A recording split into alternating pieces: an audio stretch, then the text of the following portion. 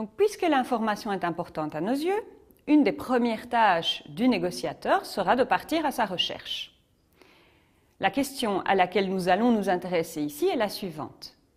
En quoi est-ce que le fait de chercher de l'information est susceptible de modifier nos perceptions et, in fine, notre comportement? Eh bien, c'est exactement la question à laquelle une chercheuse, Maya Young, et ses collaborateurs se sont intéressés.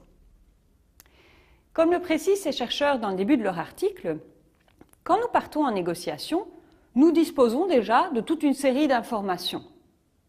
Mais souvent, il y a aussi des informations dont nous ne disposons pas. Et nous devons donc déployer toute une série d'efforts pour justement avoir accès à cette information dont nous ne disposons pas. Quel est l'effet de cette recherche d'informations sur le comportement? Prenons un exemple. Imaginez que vous venez de décrocher un emploi. Vous devez négocier avec votre futur employeur toute une série de questions liées à votre futur contrat de travail. Par rapport à ce contrat de travail, vous devrez discuter de plusieurs thématiques. Vous discuterez de votre futur salaire, des futures primes à la performance, de votre plan d'épargne retraite, de l'endroit éventuellement où vous désirerez travailler, et puis également du nombre de jours de congé dont vous pourrez disposer pendant l'année dans votre entreprise.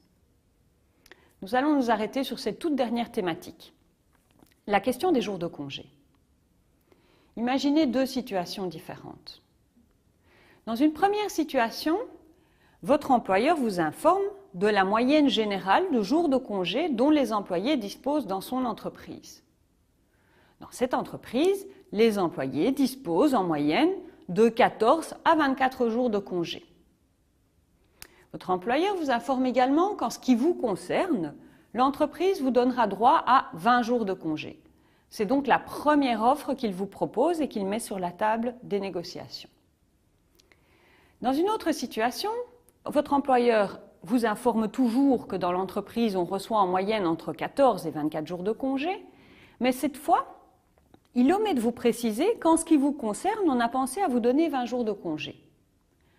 Vous ne disposez donc pas de cette information et vous allez devoir partir à la recherche de cette information avant la négociation. Donc, c'est la situation à laquelle Maya Young et ses collaborateurs ont soumis leurs participants. La moitié des participants disposaient de toute l'information et l'autre moitié des participants avaient dû poser la question à l'employeur sur le nombre de jours de congé qu'on allait leur accorder.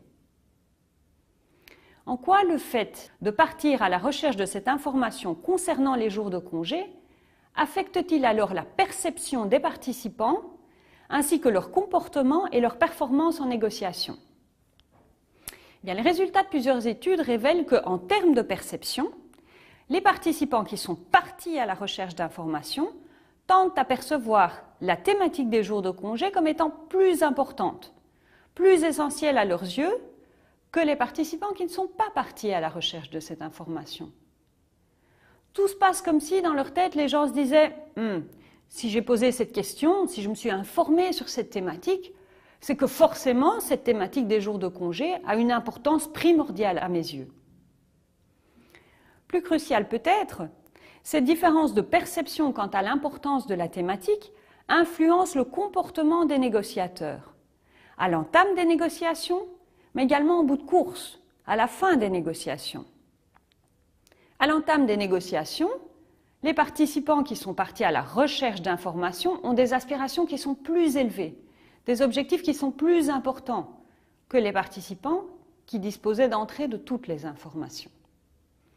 Ces objectifs et aspirations plus élevés ne concernent cependant que la thématique des jours de congé. Pour toutes les autres thématiques, il n'y a pas de différence quant à l'importance que les différents participants donnent à ces thématiques.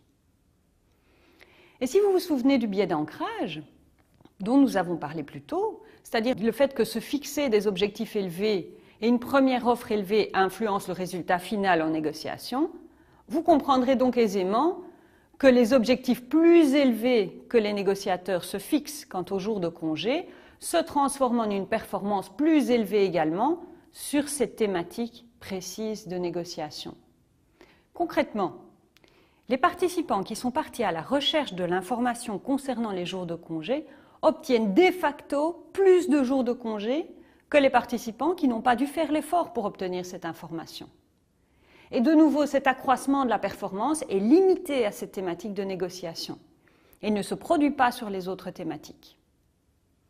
En conséquence, une des premières choses à retenir en ce qui concerne la recherche d'informations, c'est que nous sommes biaisés dans notre perception des thématiques quand nous partons à la recherche d'informations. Au plus j'ai dû déployer des efforts pour obtenir de l'information sur une thématique, au plus cette thématique m'apparaîtra comme étant importante. Et au plus j'aurai des aspirations élevées à son égard, meilleurs seront mes résultats au sortir de la négociation. Cet effet s'explique par une volonté de cohérence du soi. Quand les gens font face à de l'incertitude, est-ce que cette thématique est importante à mes yeux ou pas? Ils utilisent des outils, et notamment leur propre comportement antérieur à l'égard de la thématique, pour essayer de résoudre cette incertitude. Et ici, ils déduisent que leur comportement de recherche d'informations sur les jours de congé est un indice que la thématique est effectivement une thématique qui est importante à leurs yeux.